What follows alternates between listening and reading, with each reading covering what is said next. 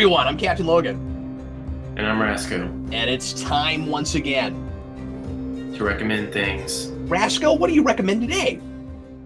So today I'm going to be recommending a movie that I believe, I could be wrong, but I'm pretty sure this is a Netflix exclusive horror film that I saw a couple reviews for, and people were talking about how it's kind of like a little hidden horror gem, and it's called Hush, and it's on Netflix. And I don't want to say too much about it other than just the basic premise is it is a horror movie that it follows a character that is both mute and deaf, and their house is being messed with, and they're being stalked by a serial killer who knows that they are both deaf and mute. So it's a really interesting concept for a horror movie, and I really like it. That sounds absolutely mortifying. Yeah, it is. I don't know if it's horrifying, but that sounds kind of redundant. But yeah, the sensory deprivation thing. That I've not seen that movie, but that idea has always really been. Have you ever seen The Box? The Box. I'm pretty sure I have. I'm not. It's not a good movie. It's a really strange movie. It's interesting. It doesn't ultimately work at all, and the pacing is all wrong.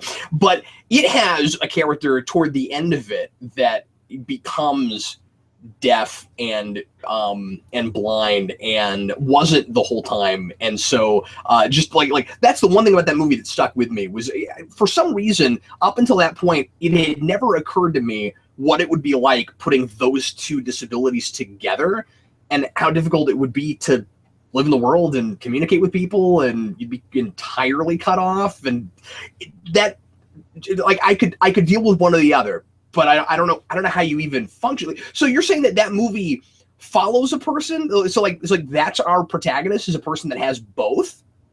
Yeah, the main character of the film is pretty much in a scenario where it's them in their house, and there's a guy outside the house who knows that this person cannot hear and cannot speak. Wow. And so it's a really interesting movie because it gets to, and a lot of horror movies get to do this because so much of like making something scary is how you shoot it and building atmosphere through directing.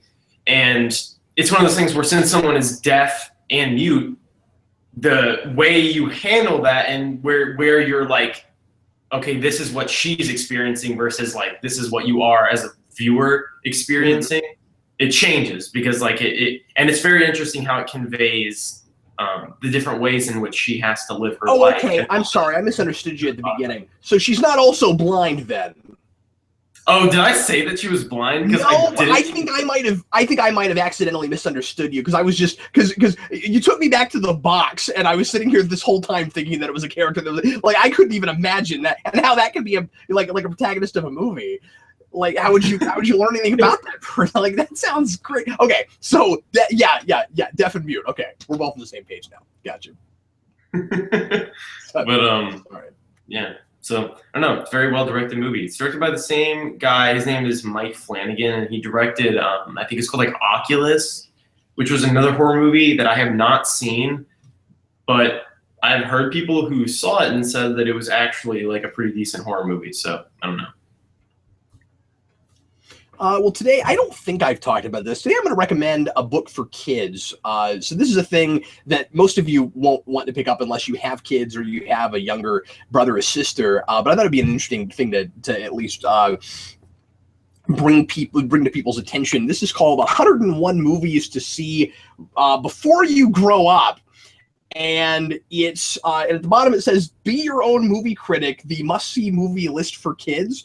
So this is a book that is for little kids trying to get them to kind of develop critical thinking skills about movies. And it's a good idea and perhaps a not so good idea all at the same time, Rasco, because we do of course live in this everybody's a critic kind of world now.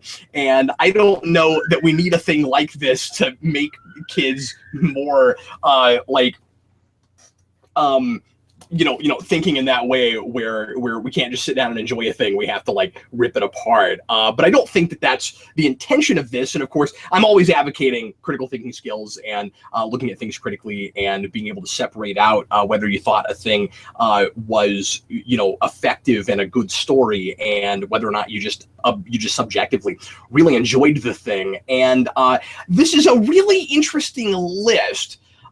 Because while and I think the book is somewhat confused about what it is, I think, but I like it, minus the must-see movie list part, because and obviously everybody's going to have different opinions about what the 101 movies are that kids should see as they're growing up, and of course more things might get made that you would want to see on that list that might bump something else off, but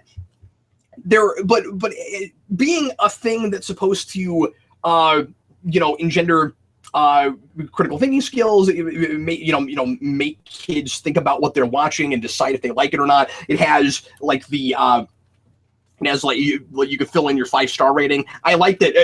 Go into something we were talking about last week on 0 Hour, Rasco. I like that it's the star system and not a thumbs up, thumbs down thing. And you can put in, your notes and just briefly what you thought about the movie. But it being that and being a must-see list, I think, are kind of confusing ideas. And I am recommending this, not just sit here and review this book, but I like it more as the review thing, because with that in mind, I like that there are movies in this book that I don't think are very good movies. But if it was the must-see list, you'd be like, and it says that too, you'd be like, okay, why is that there? Like the live-action How the Grinch Stole Christmas is in this book. It shouldn't be in this book. I don't think. It seems like a strange. It seems like that's just there because it wants to be It wants to, be representative of a lot of things that were major things when some of us were growing up. And the Grinch is a big thing, and the animated movie is not a full-length movie. So, we got to get it in there somehow. How are we going to do that? But I don't think that's a very good movie. It wasn't really very critically acclaimed, and there are a lot of things in here, or there are at least some things in here that most critics didn't really like very much. And but again, if kids are supposed to look at this book and write down things they liked and things they didn't like, there should be a good variety of different kinds of movies and different kinds of quality. So I actually like, because of that there are some things in this that I don't think are very good movies. But you put 101 movies in a book, and there's probably going to be stuff that I wouldn't agree with, and that lots of people wouldn't agree with, different things here and there. And also, even if they were the 101 most critically acclaimed films that are okay for kids to watch, because some of these aren't really kids' movies, but movies that mostly are okay for kids to watch. I'll mention a couple things that I thought were really strange to be in here for kids' movies. But it being that 101 movies, there will be kids that will look at 101 critically acclaimed movies, and there will still be some they wouldn't like. So anyway, I'll mention a few things that are in here. A lot of Pixar. Ratatouille and WALL-E are both in here. Toy Story's in here. The Iron Giant is in here. I was impressed with that. That wound up in there. James and the Giant Peach, I was a little bit surprised to see. This came out last year, so there's a lot of recent stuff, and then there's stuff going all the way back. I think it's maybe a little bit too stacked with recent things, but it's. But it certainly has a lot of classics. Let's see, Shrek is in here. I just disagree with that on principle, but whatever. The Lego Movie's in here, which I do agree with, but again is a really recent thing. So I don't know if 10 years from now that will be as considered as big of a thing that kids have to see, but maybe so. It'll be interesting to see if that movie, how well that holds up for people. A lot of the stuff you would assume is in here. Ghostbusters is in here. Back to the Future is in here. Okay, this is odd. There are 2 Harry Potter movies in here. 101 movies. I say pick one. But it's got Harry Potter and the Sorcerer's Stone, and then it has Goblet of Fire. Anybody else think that's kind of arbitrary? I do. You know what I say? Go with Goblet of Fire. You know, I like that. It's an odd choice. Batman '89 is in here over the Nolan films, and the argument it makes for that is basically it's the first big superhero movie aside from Superman that got us into the age of the big age of superhero films we're in. I mean, I agree with that. You kind of had to have that, and then of course you had to have X-Men a decade later. But I guess that makes sense. I don't know that '89 or Batman Begins is any more or less okay for little children. Jurassic Park is in here. Titanic is in here. I think that's amusing. Again, it's just gonna depend on the kid. Toward the back, there are some things. A lot of classic animated Disney movies. Field of Dreams is in here. They earn points for me for putting that in there. Of 101, Seabiscuit is in here, which surprised me. That's actually a really good movie, but I was a little bit surprised by it, or at least I liked it. I saw it once. I remember liking it a lot.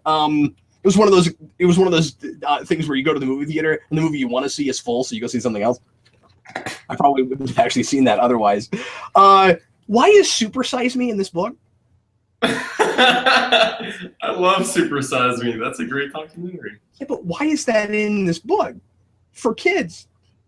Like I get the sense that it's just okay. We need some. They needed a token documentary, I guess. But see, that's weird because very few things in this aren't just fictional narratives. So maybe another documentary or two would have been good because it's hard not to look at that and be like, okay, so you just wanted like one token thing that was trying to make sure that kids were eating better or something. I don't know. It's weird because that's not even that movie's not even necessarily for like kids. It's kind of like adult oriented. Like it's kind of like aimed at adults. It really feels like. Really question Pearl Harbor. I question that hard, especially because Titanic isn't here and that's in there, and that was kind of a direct cash in on Titanic, and it failed critically and commercially. I don't know. I don't know why that's in here. I guess it had to be in there because didn't Michael Bay direct that movie? Did he? I think he did. Yeah, I think he did. Well, see, you have to get Michael Bay in. Find out. They are introduced to the concept of Michael Bay. They have to understand. Oh, okay. For kids, and people will lynch me for saying this, but for kids, I would have understood Transformers before that. Yeah. Especially because you already have Ferris Bueller's in here. I think that's amusing. That's good. Is the Goonies in there? I feel like the Goonies. I think it is. Yeah. Mm-hmm. School of Rock is in here. Oh, that's awesome. I agree with that. That's a good movie. Dead Poet Society is in a book for kids. Okay.